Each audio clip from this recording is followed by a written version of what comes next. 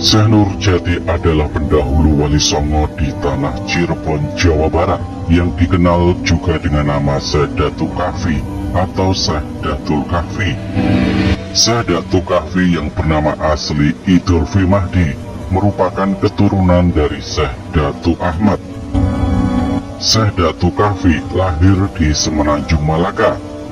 Setelah beranjak dewasa pergi ke Mekah untuk menuntut ilmu dan berhaji. Syekh Datuk Kahfi kemudian pergi ke Baghdad dan menemukan jodohnya dengan Syarifah Halimah, serta mempunyai putra dan putri. Kemudian Syekh Datuk Kahfi diutus oleh Raja Baghdad untuk berdakwah di tanah Jawa. Syekh Datuk Kahfi yang berangkat bersama rombongan dari Baghdad sebanyak 10 pria dan 2 orang perempuan tiba di Muara Jati.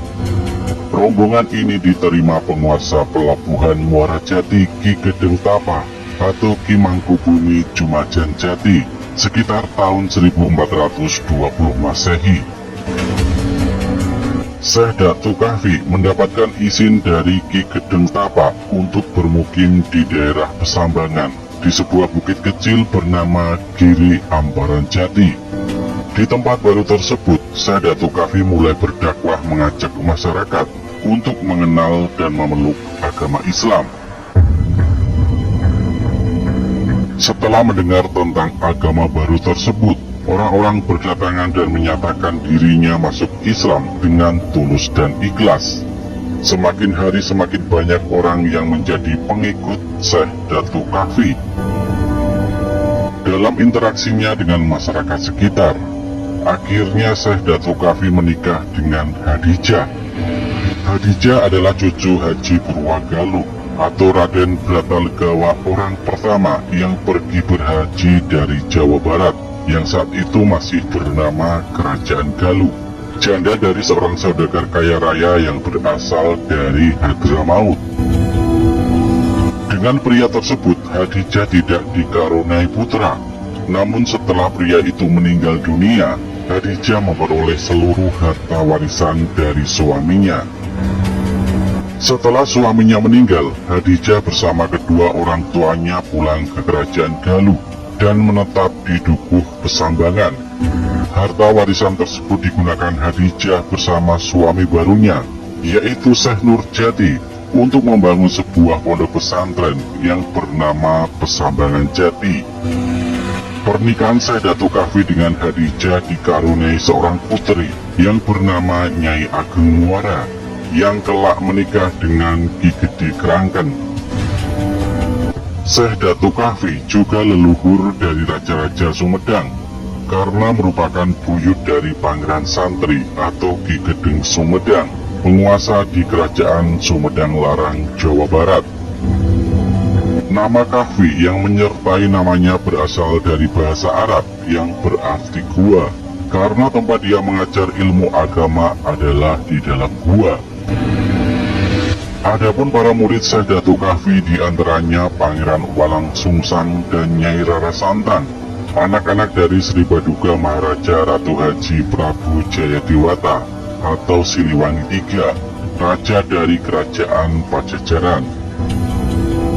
Beberapa mubalik Wali Songo seperti Syekh Sarif Hidayatullah dan Sunan Kalijaga serta Syekh Sidi Jenar juga murid dari Syekh Datuk Kahfi.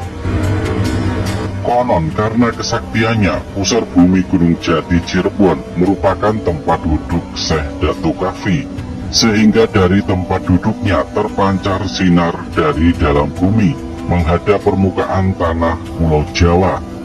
Sinar itu menyoroti tempat duduknya dan berpendar ke seantero jagat, sehingga Syekh Datuk Kahfi dikenal dengan sebutan Syekh Nurul Jati atau Syekh Nurjati atau Nur Ingkang Sejati. Sedangkan tempat duduk kemudian dikenal sebagai pusar bumi Gunung Jati.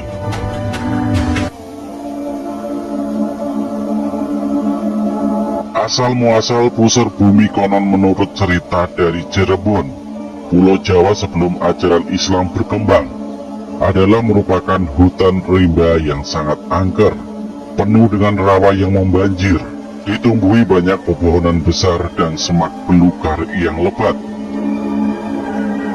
Di salah satu puncak gunung hiduplah seorang pertapa bernama Pendeta Bagral Banjir.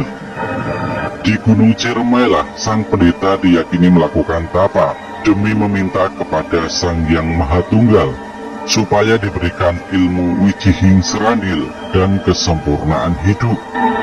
15 tahun sudah pendeta Bagral Banjir bertapa di puncak Gunung Ciremai. Tidak sia-sia keinginannya dikabulkan oleh Sang Yang Maha Tunggal. Bersamaan dengan Raga Sukma, ilmu Wijihing Serandil merasuk ke tubuh pendeta Bagral Banjir. Sang pendeta langsung merasakan tubuhnya menggigil kedinginan dan akhirnya pingsan tak sadarkan diri. Bersamaan dengan itu, tanpa disadari oleh pendeta Bagral Banjir, Gunung Ciremai mendadak meletus dahsyat. Puncak Gunung Ciremai itu ambrol, terpental, melesat jauh ke angkasa dan akhirnya jatuh ke laut. Puncak Gunung Ciremai itu terombang-ambing di perairan laksana perahu dihantam ombak badai. Sementara itu tubuh pendeta Bagral Banjir telah raib, hilang tanpa bekas, bak pindah ke dimensi lain. Sekian ratus tahun berlalu, puncak Gunung Ciremai masih terombang-ambing di laut. Saat itulah datanglah seorang yang diyakini sebagai Syekh Datuk Kafi ke puncak gunung yang terombang-ambing tersebut. Memperhatikan dengan seksama kemudian meyakini bahwa tempat inilah yang dicarinya. Itulah petilasan tempat bertapa pendeta Bagral Banjir. Segera sang syekh tersebut menuntaskan tapa yang pernah dilakukan oleh sang pendeta. Dari tempat duduk tersebut lalu terpancar sinar dari dalam bumi menghadap permukaan tanah Pulau Jawa. Sinar itu menyoroti tempat duduk dan berpendar ke seantero jagat. Puncak gunung yang semula terombang-ambing di tengah laut mendadak diam dan berubah menjadi tanah atau daratan.